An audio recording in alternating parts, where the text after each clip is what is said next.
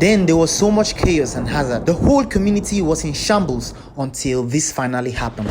Ile-Ife community was at peace and everyone lived happily until a mysterious event hit the community.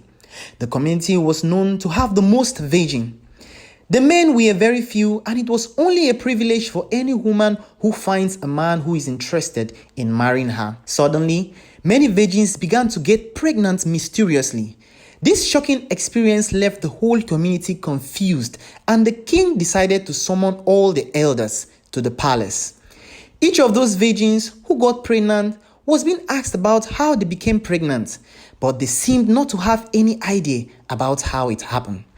The only thing they could remember is that a mysterious man approached them, but then they seemed to forget every other thing that happened afterwards. The king then made a promise that anyone who can find this mysterious man would get married to his only daughter and would also be extremely rich. This made all the youths in that community to be so excited about this offer, and everyone embarked on this mysterious journey. The king specially invited this famous hunter in the community, and his name was Adugba. He was popular in that community for his great hunting skills and was very familiar with everything that happened far or near around that community. The king then promised him a large piece of land that if he could find this mysterious man, that he would give him more than even what he promised.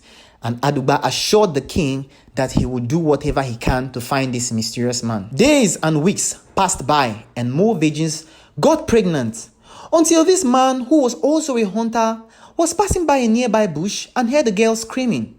When he found his way into the bush, he found this weak and hungry looking man standing close to a woman, lifeless.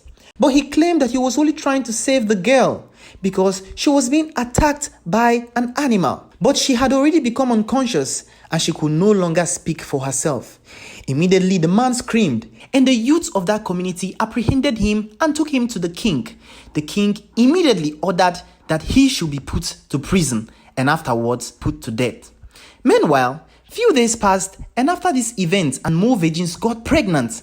This left the king and other elders more confused until something strange happened. A young lady who was later discovered to have possessed some spiritual powers revealed to the king who this evildoer was. After having a personal experience with this mysterious man, it happened that the man was trying to force his way in while using some charms on her, but it didn't work on her as her own powers were stronger. The man then ran away and left his cap. When she brought the cap to the king, it was Adugba, the local hunter who owned this cap. He was then apprehended and brought to the king after many interrogations. Finally, he confessed on how he was always using charm on these virgins. And after making his way in, those virgins then forget whatever happened between him and them.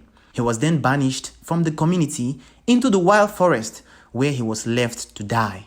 From their tradition, such person cannot die and be buried in the community.